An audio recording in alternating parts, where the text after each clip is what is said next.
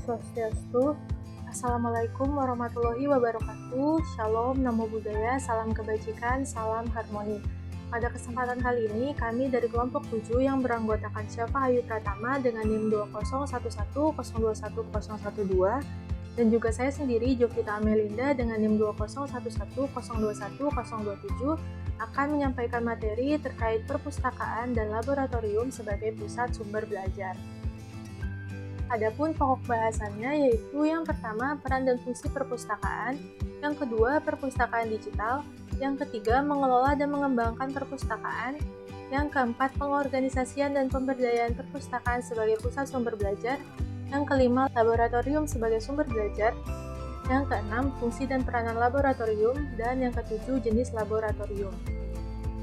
Masuk kepada bagian yang pertama yaitu peran dan fungsi perpustakaan.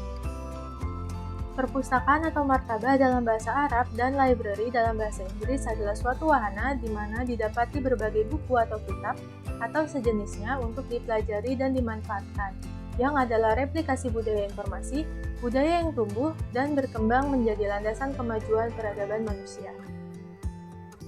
Yang kedua yaitu perpustakaan digital. Menurut Zainal Ahasibuan pada tahun 2005 mengatakan bahwa digital library atau perpustakaan digital merupakan konsep menggunakan internet dan teknologi informasi dalam manajemen perpustakaan.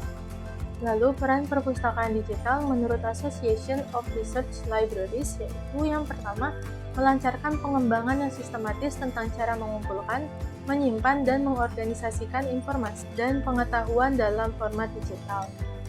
Yang kedua, mengembangkan pengiriman informasi yang hemat dan efisien di semua sektor.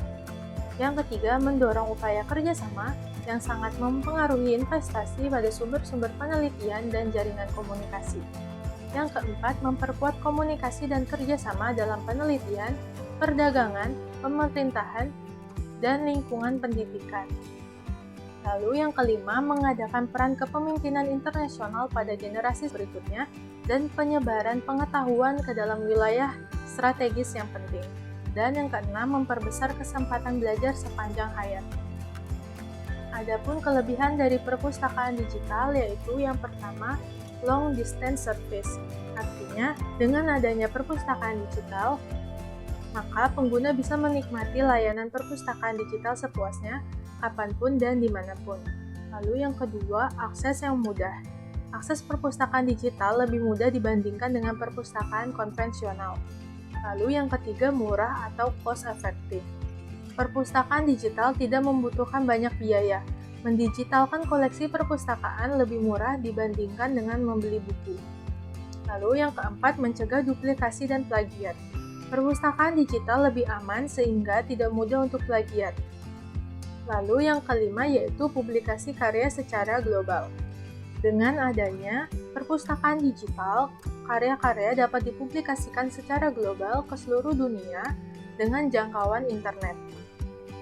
Lalu kekurangan dari perpustakaan digital yaitu yang pertama, tidak semua pengarang mengizinkan karyanya didigitalkan. Yang kedua, masih banyak masyarakat Indonesia yang buta akan teknologi. Dan yang ketiga, masih sedikit pustakawan yang belum mengerti tata cara mendigitalkan koleksi perpustakaan. Selanjutnya yaitu mengelola dan mengembangkan perpustakaan. Fungsi perpustakaan secara teoritis yaitu yang pertama fungsi informatif. Berfungsi menyediakan bahan informasi yang bermakna ragam, bermutu dan up-to-date yang disusun secara sistematis dan teratur agar memudahkan tugas pelajaran dan mengakses berbagai informasi yang tersedia dan diperlukan. Lalu yang kedua, fungsi administratif.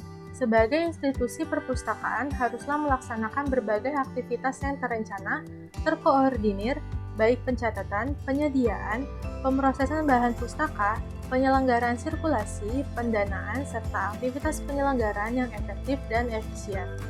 Lalu yang ketiga, fungsi edukatif. Perpustakaan berfungsi mendorong membangkitkan minat, mengembangkan daya berekspresi, kecakapan berbahasa, berpikir kritis dan rasional, menggunakan bahan referensi dengan baik dalam semua aktivitasnya. Selanjutnya yaitu fungsi developmentatif, yaitu perpustakaan berfungsi mengembangkan jaringan perpustakaan dengan perpustakaan lainnya, dengan para ilmuwan, lembaga penelitian dan peneliti, penerbit, toko buku, serta lembaga pemerintah dan swasta. Dan yang kelima, fungsi rekreatif. Perpustakaan harus dapat berfungsi dan difungsikan sebagai tempat rekreasi yang menyenangkan. Selanjutnya yaitu pengorganisasian dan pemberdayaan perpustakaan sebagai pusat sumber belajar. Yang pertama yaitu pengorganisasian. Sebagai perpustakaan yang aktif, dinamis, dan terkemuka, pengorganisasian semua kegiatan sangatlah diperlukan. Pengorganisasian meliputi bahan pustaka, budget, pelayanan, personil, dan administratif, serta networking. Dalam pengorganisasian ini, prinsip KISS serta musyawarah perlu terus-menerus dikembangkan. Yang kedua, yaitu pemberdayaan. Pemberdayaan dapat dilakukan dengan menciptakan iklim dan kultur organisasi yang kondusif, seperti memotivasi semangat bekerja, menciptakan suasana yang menyenangkan, adanya insentif, penghargaan karir, motivasi berkreativitas, rasa memiliki dan bertanggung jawab, serta orientasi mutu. Yang ketiga yaitu akuntabilitas. Akuntabilitas meliputi upaya evaluasi, baik evaluasi diri maupun dalam bentuk akreditasi yang dilakukan oleh badan resmi. Untuk selanjutnya akan dipresentasikan oleh teman saya yaitu Syafa Ayu Pratama. Baik, terima kasih atas kesempatan yang diberikan. Di sini saya akan melanjutkan presentasi dari kita, yaitu mengenai materi yang kelima, yaitu laboratorium sebagai sumber belajar. Laboratorium adalah suatu tempat di mana dilakukan kegiatan percobaan, pengukuran, atau tes riset ilmiah. Bentuk ruangan laboratorium bisa tertutup maupun terbuka, seperti kebun atau yang lainnya. Serta laboratorium merupakan tempat untuk mengaplikasikan teori keilmuan, pengujian teoritis, pembuktian uji coba, penelitian, dan sebagainya. Dengan demikian, situasi laboratorium dapat dijadikan sumber belajar dengan cara yang fleksibel, yang nantinya siswa dapat menggunakan berbagai fasilitas laboratorium yang ada secara leluasa. Kemudian yang keenam yaitu fungsi dan peranan laboratorium. Fungsi dan peranan laboratorium menurut Sujitno pada tahun 1983 yaitu yang pertama, memberikan kelengkapan bagi pelajaran teori yang telah diterima, sehingga antara teori dan praktik bukan merupakan dua hal yang terpisah.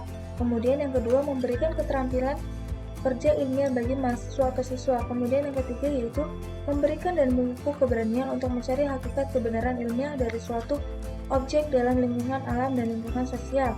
Kemudian yang keempat yaitu menambah keterampilan dalam menggunakan alat dan media yang tersedia untuk mencari dan menemukan kebenaran.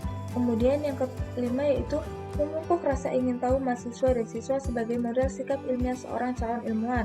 Kemudian kita lanjut ke materi yang ketujuh yaitu jenis laboratorium. Jenis laboratorium sendiri dibagi menjadi dua, yaitu yang pertama laboratorium pendidikan, kemudian yang kedua yaitu laboratorium riset. Kita lanjut ke yang pertama yaitu mengenai laboratorium pendidikan.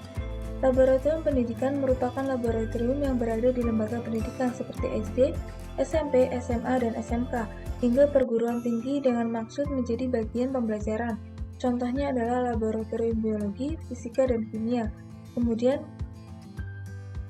lanjut ke yang kedua yaitu laboratorium riset. Laboratorium riset adalah laboratorium yang digunakan oleh para praktisi keilmuan dalam upaya menemukan sesuatu untuk meneliti suatu hal yang di bidangnya. Kemudian, kegiatan laboratorium atau praktikum turut berperan dalam mencapai 3 tujuan pembelajaran, antara lain yaitu yang pertama yaitu keterampilan kognitif, misalnya melatih agar teori dapat dimengerti, serta agar teori dapat diterapkan pada keadaan problem nyata. Kemudian yang kedua yaitu keterampilan afektif, misalnya yaitu belajar kerjasama, serta menghargai, serta belajar merencanakan kegiatan secara mandiri. Kemudian yang ketiga yaitu keterampilan psikomotorik, misalnya adalah belajar memasang peralatan sehingga betul-betul berjalan, dan belajar memakai peralatan dan instrumen tertentu. Mungkin itu saja presentasi dari kelompok kami. Kurang lebihnya kami mohon maaf, saya ucapkan terima kasih.